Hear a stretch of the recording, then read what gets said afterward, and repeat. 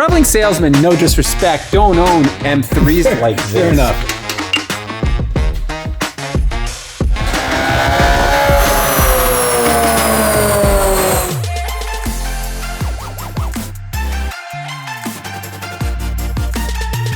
Welcome to our sports sedan build-off. Dave bought this cheap, used and abused 08 Honda Civic Si and spent a whole pile of money turning it into a true performer, including a Craftworks supercharger kit.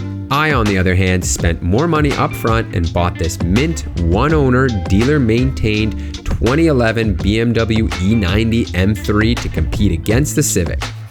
Since the car cost me so much, I'm going to spend as little as possible improving the car and its performance to beat the Civic at the track while keeping it a perfect daily driver. Before we get into what is going to be a very quick build, I just wanted to let you guys know I have been driving this vehicle for almost a month now in its stock form as it is, and let me tell you, this thing is amazing. It is now, like, I am kind of saying this could be peak M3 for me from BMW. It is just that good.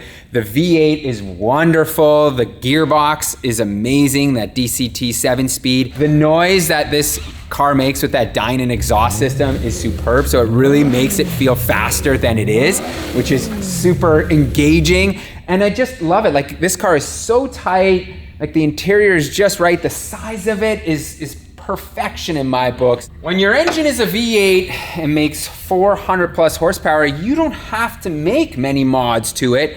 And as a bonus, this car came with a Dyno intake, Dyno pulleys, a Dyno exhaust, and a Dyno tune. So really, there's only one mod that I need to make. And well, you know, it may be this, guys. Right here, we have a leaking, oh, look at this thing's crusty. A leaking oil cap. I've got a new one right here. Bam. That's it. That's all the mods that I'm doing to the powertrain here, DP. There's no supercharger going on. You're overlooking one important thing, Peter. A very expensive mod that will have to go into your budget related to a classic rod bearing issue. I thought we weren't going to talk about that. Yes, I did do the rod bearings.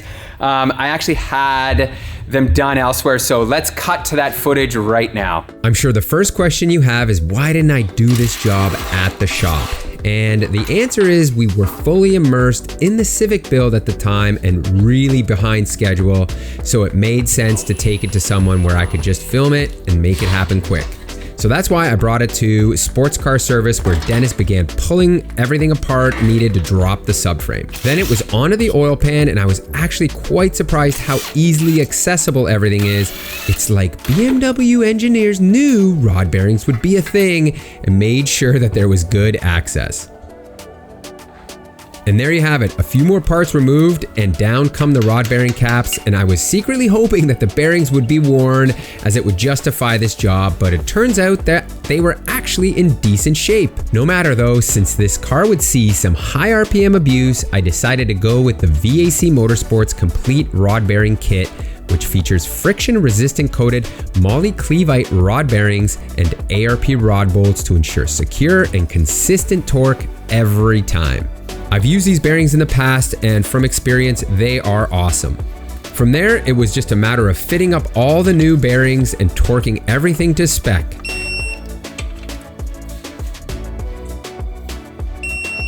And while we're in here, the engine mounts are also super easy to get to, so they got replaced with Corteco units. And that's it, job done. If you're looking to tackle this job, don't feel too intimidated, because I think it truly can be a do-it-yourself option. So with all that out of the way, I think it is time we give this car a proper cleanup. I've been putting a ton of miles on it and it is filthy. And truth be told, I don't have that many mods to do anyway. So on to the montage.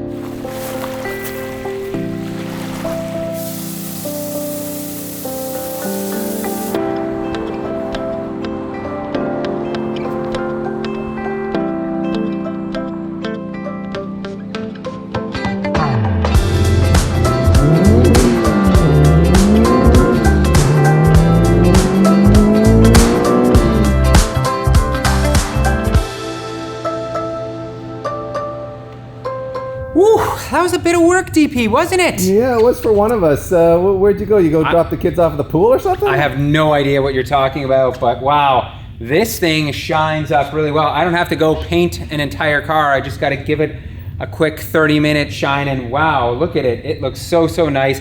These 19-inch wheels have grown on me. They're still a little too bling for my tastes, but I have come to appreciate them. What I don't appreciate is the bolts that hold these wheels on, because like every BMW, see right now it's holding it. It's holding it. This is a good thing, but just a little tap.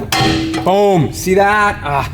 And truth be told, DP, what we should have is there's a stud tool that goes in here that you place in after you remove the bolt, and then you can slide the wheel off without that happening. That's the most German thing I've ever heard. Well, it's a real thing, actually. To adapt to the poor design choices we've made in the first place. Wheel studs, bro, wheel studs. DP, look at this. This is like the most rust that I have seen on this vehicle. Yeah. Oh, blasphemy. I'm gonna start off by removing the suspension here, the strut and spring. And for that, there's going to be some tape required. This is a weird thing that I feel you need to do just in case. You'll find out in a second why, to me, this is an important step in the suspension removal process. But man, that coating we just applied onto the car, wow, the tape does not want to stick. It doesn't want to stick to it.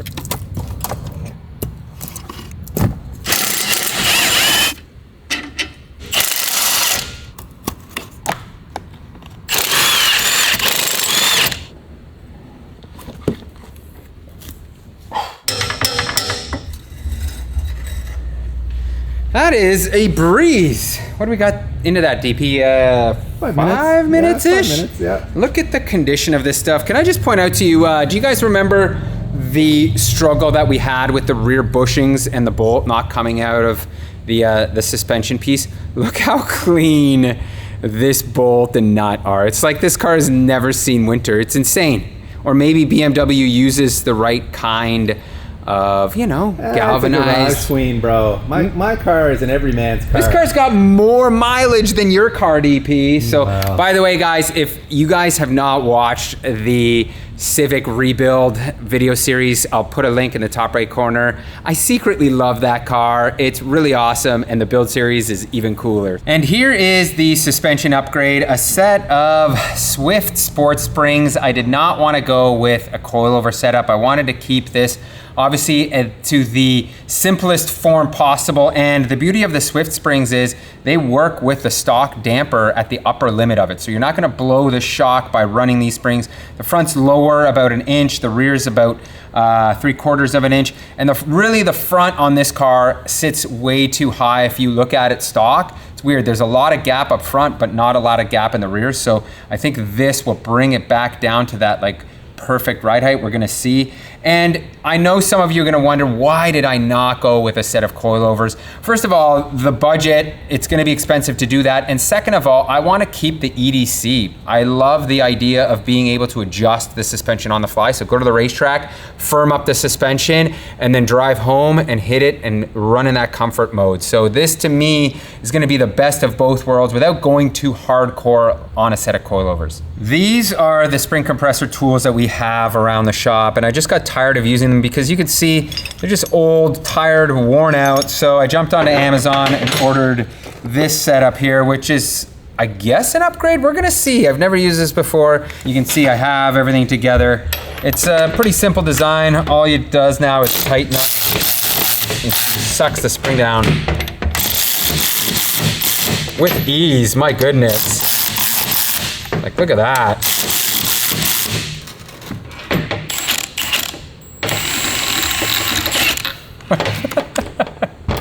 Wow. We just put a 22 on here. Oh, it's not. It needs to be a deep socket. Yeah. Oh no, it's spinning the shaft. Oh.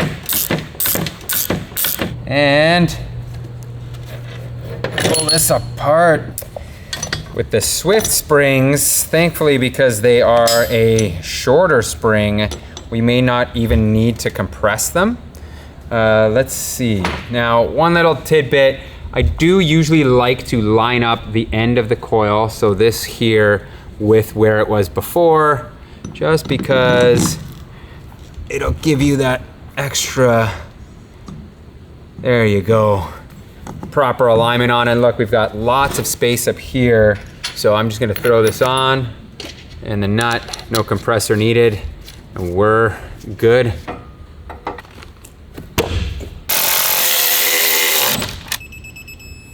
Another upgrade that is affordable yet is going to, I think, improve the steering feel of this car on the racetrack is a front sway bar. This is from Dyno. Hollow construction, 3 points of adjustment, 50 to 90% stiffer. I'm gonna go with the softest setting at first. And this is going to reduce body roll, which in turn should give me better turn response and be able to push the car a little bit more to the limit on the racetrack. So I certainly think it's a worthwhile upgrade to make in a setup such as this. You know, part of the reason why I think this chassis is so good is the serviceability, where other BMWs, not so much. They are a little bit more cursed. And really, after doing the rod bearings as well, like that job, after seeing it in person, made me realize like it's not that difficult to do that either. Everything that is designed on this car, for the most part, I find is actually quite good and easy to work on, where BMWs in the past for me have been hellish nightmares, but this one I think certainly is an exception. The adjustable sway bar does come with adjustable end links. I do find a lot of the Dyno stuff is just very well thought out. It's put together, like the instructions are extremely good. There's kind of like nothing left to confusion in that sense. I certainly appreciate that when I'm working on a car such as this, that, you know, this is the first time I've ever done it. Did you guys hear that? That is a sound of victory. Look, I'm gonna remove it by hand. Ah, the cleanest bolt in Canadian history. Wow, yeah, that thing is crazy. Look at this thing. It's mint. How does this not have any rust? This car mustn't have been winter driven. I think this car saw, yeah, it must have seen very little miles in the winter because, truth be told, like, this guy, but it's just weird because the mileage isn't super low. Like this has 100,000 miles or 160,000 kilometers on it, so it's just a little puzzling. You drive it for 3 months a year though, and if he's like a, you know, traveling salesman or whatever, you can pile them out. Listen, traveling salesmen, no disrespect, don't own M3s like this. Fair enough. Right? Like this is not the kind of car you want to be traveling in. The gas, the maintenance. If you're the coolest sales guy in the world. You would, like, but that'd be an expensive car to do a lot of that kind of work with. This is gonna be the quickest spring install. Now let's see it. If I could just push this down. Oh, look, I can. Look at that. Oh, this is just such a pleasure to work on. My goodness. This is just such the opposite of the Civic. Pop it in place. Just give this a little bit of an alignment here so these rubber pieces click in. There we go. And we're done, guys. 2 bolts. Finito. Another interesting thing to note, it does look like the caliper has been powder coated from the factory, DP. Like, see this black? Yeah, it seems like a rugged coating. That is certainly news to me. I haven't seen that in a while. And you can tell this car was taken care of and dealer serviced when you have BMW branded brake pads on this thing. For brake pads, I'm going with the same compound that Dave used on the Civic, which is a Hawk DTC 60. These ones certainly are really good for the racetrack. They can handle the heat. They're quite affordable too, which for me in this scenario is a huge bonus. And they have good initial bite. The downside is it's not a very street-friendly pad, so they do make a little bit of noise. They do dust. Up front, we have what is a first for me. I've never seen a caliper of this design where it's got this bracket that goes all the way around it. It is, however, a single piston caliper. You can see that. A big boy, but it still is single piston. You can see the brake pads have a decent size. They're not like overly big though.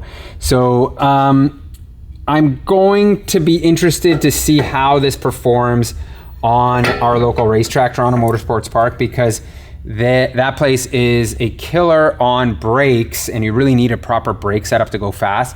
I believe this will work, just a matter of whether these discs can pull enough heat out of the pads and everything in the metal to keep them working well, but we're gonna find out. Here is the finished product on the Swift Sport Springs, and wow, the rear itself looks a little bit crazy low.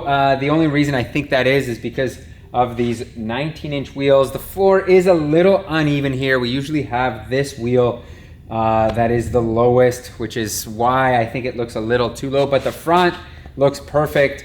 It's really taken out a lot of that like huge wheel gap. But the 19s, I don't love them. So let's see what I've got for a solution.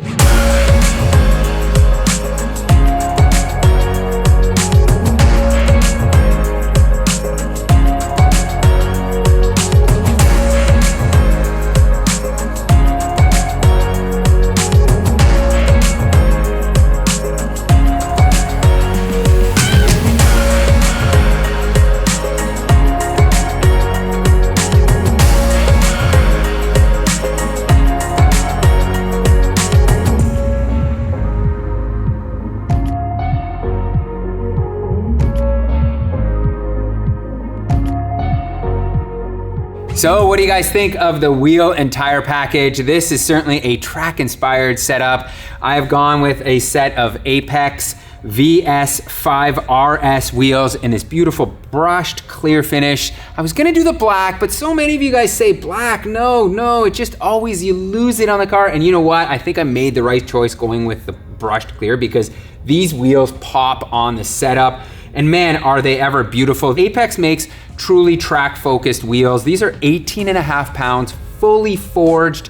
They've got an amazing replacement warranty, and their fitment guide is bar none the best in the industry. If you're looking for a set of wheels and you don't know the specs and how they're gonna clear your fenders, all this stuff, they've got setups for the street, for the track, like staggered setups, especially the BMW stuff is amazing. So if you're in the market for a set of wheels, certainly check them out. By now you've seen us run the Continental Extreme Contact Sport O2s on essentially all of our street cars, and even though this is going to be a track battle, we are still going with the Sport O2s because they do offer a tremendous amount of grip on the racetrack, but they are an amazing street tire as well. 340 tread wear, great in the rain, like all around this tire cannot be beat. However, if you are building a fully track-focused car and you're looking for a track-oriented tire, the Extreme Contact Force is also a great option. This is a 200 tread wear tire. This tire really shines in an endurance or like a lap after lap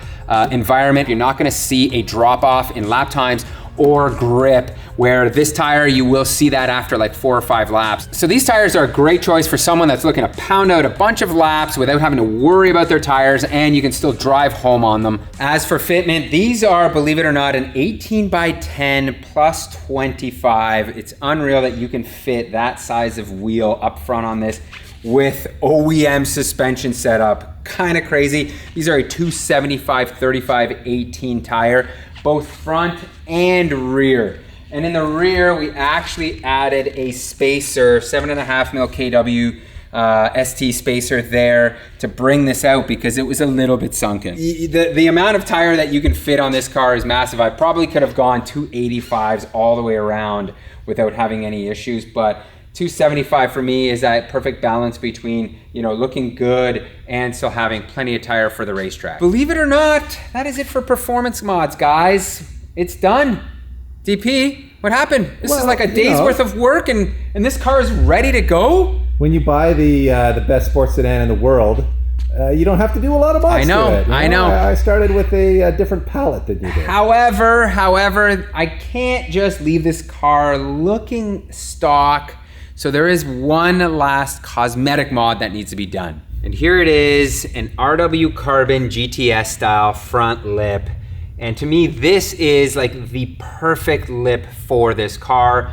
There are more aggressive versions of this that stick out further, that have ducts here. But this, for a street car, and just to lower it a little bit and give it that GTS look for the front bumper, it's just perfection. I love the weave. The way this thing fits up is super nice. Whatever RW Carbon does, they do it well because the fitment on this, you can see the gap is just perfect. It's not necessarily a super cheap lip, but it is worth every penny. And now check it out, man. This thing looks unreal. And here we are at the tuning by Nick Dyno with Nick. Yep. And the reason for that is I want to know what this thing makes for power, obviously, so we can compare it to Dave's Civic. Yeah. It made 384 wheel, people. So that's a pretty tall number. I don't think this car is going to hit that number. I think it's going to be around like 365, but we'll be able to get a good comparison in terms of like area under the curve and all that, and you know, kind of bench race and see where we're at.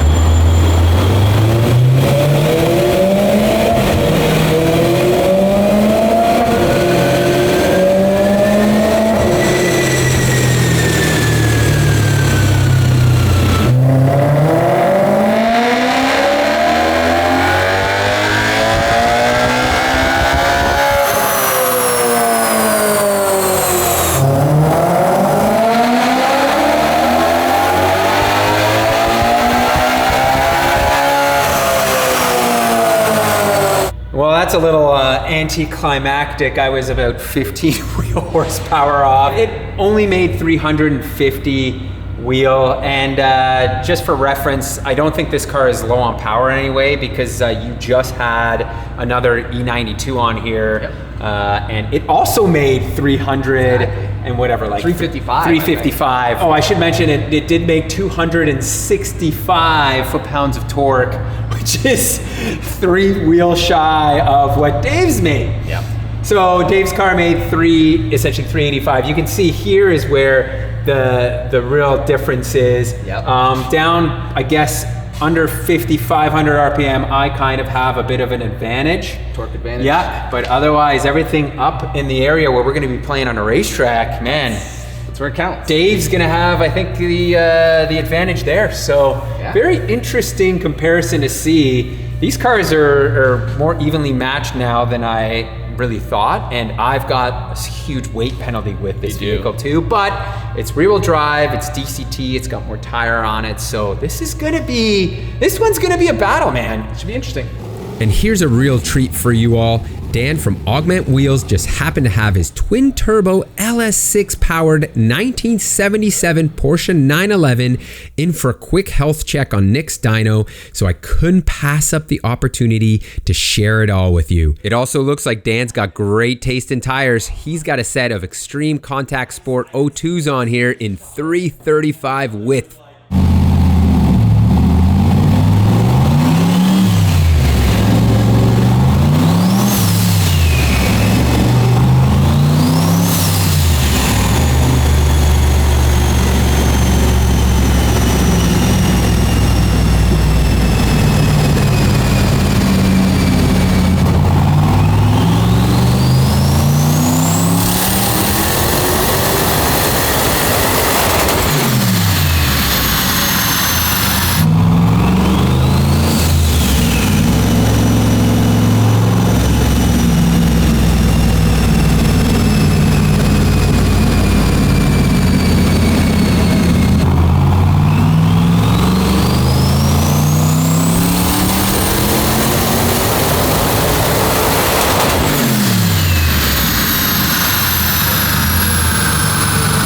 I wasn't gonna go to the racetrack without getting an alignment, of course. You know, I wanna be prepared for this battle, so we are here at NV Auto. M3 is loaded up, and let's just see what I would have been dealing with if I hadn't gone to get an alignment.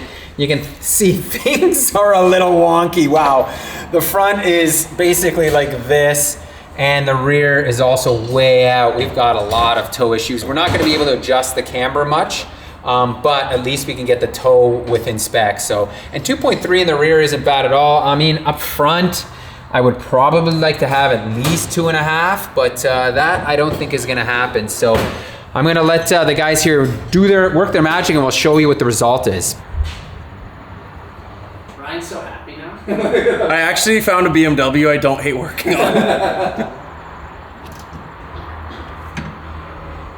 Well, we are done, and I think that's a record for having a BMW on here that didn't have any seized nuts or bolts. The alignment went so well because this car truly is a gem, and we are now dialed in. I had him set the toe back to like factory spec. Obviously the camber in the rear, Ryan was able to touch up. So we've got -2 in the rear. This one side is just a little bit lower at 1.4 rather than this side at 2, but the wheels are all pointing straight, which is the most important thing. So this thing is now ready to rip.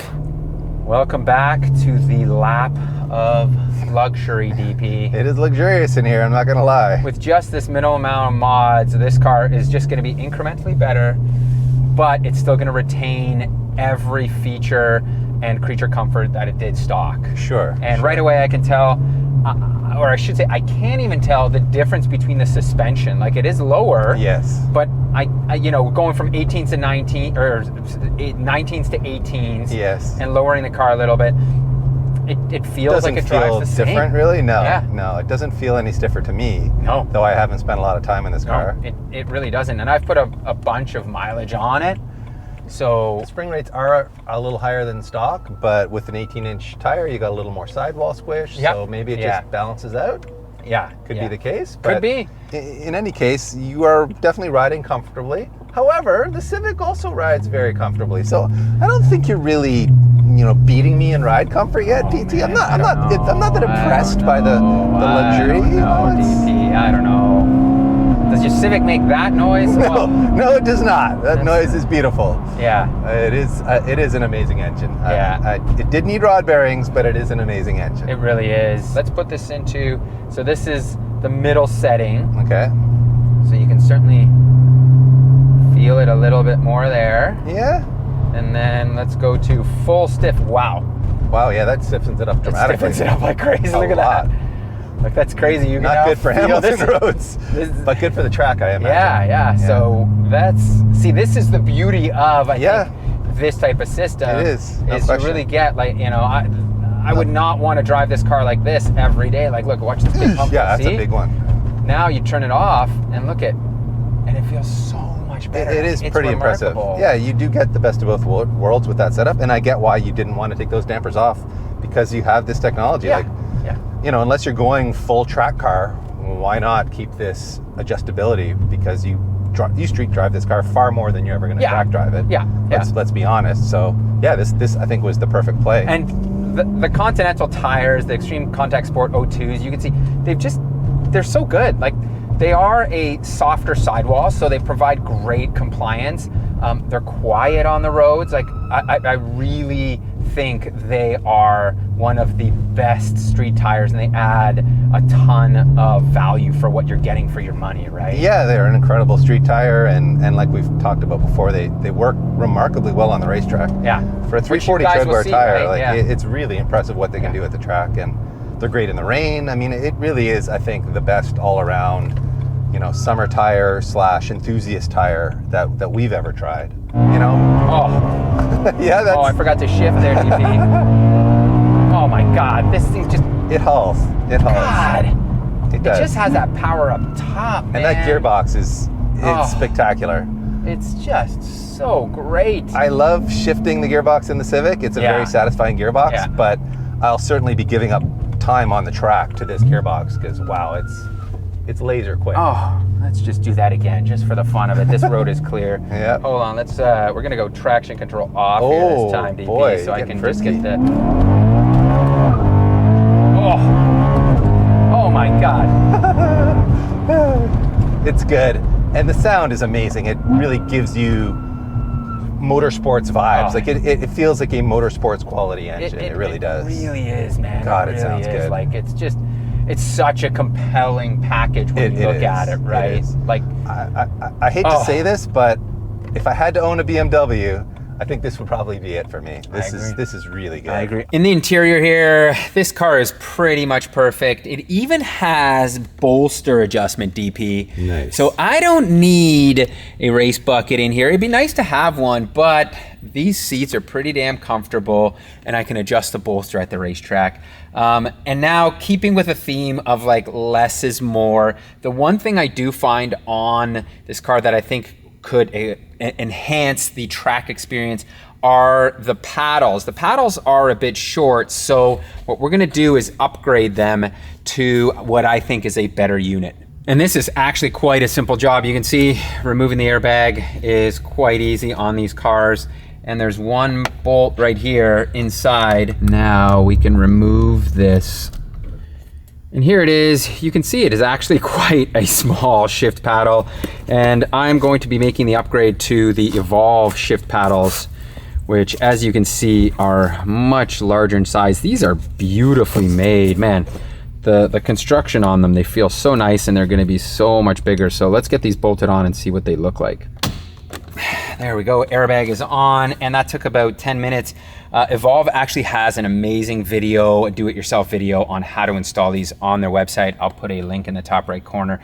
And as you guys can see, I now have the ability to be on the racetrack and not have to worry about looking for the shift paddle. It gives you just like so much more real estate. You can be in a corner, you can reach down here. This was really my problem issue with the factory ones, is if you by chance are on the lower portion of the steering wheel, you can't reach down. You really gotta be up here, as the factory ones were really just up top here. So these now cover a whole wider spectrum. It's just gonna give you one less thing to worry about on the racetrack in terms of making shifts. So it's a huge upgrade. I do like the look of them as well. They give like more of a modern steering wheel feel. Like a lot of they look like a lot of the newer M cars, what they come with. So it's a win-win in my opinion. Man, what a machine. This thing is just perfection. It's not a boy racer look. Like DP, you've built a car that's like what? It's big wing in the back, Type R badge. It reflects my maturity level, PT. This thing is just like so perfect incognito. I didn't have to change the whole front end, a lip, some wheels, lowering springs, and look at this thing. It is just so killer.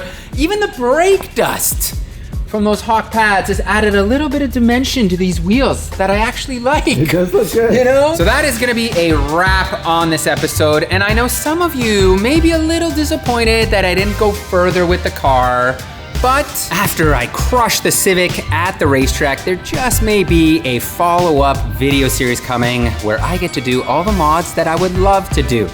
So that's gonna be a wrap on this one, guys. Thank you so much for watching, and thank you to Continental Tire for sponsoring this video series. There will be a link in the video description if you guys are looking for tires. They have all sorts of tires, from ultra high performance all the way down to all season, truck and SUV. They've got them all, so check that link below. It certainly helps support the channel and us, and gets you a great set of tires.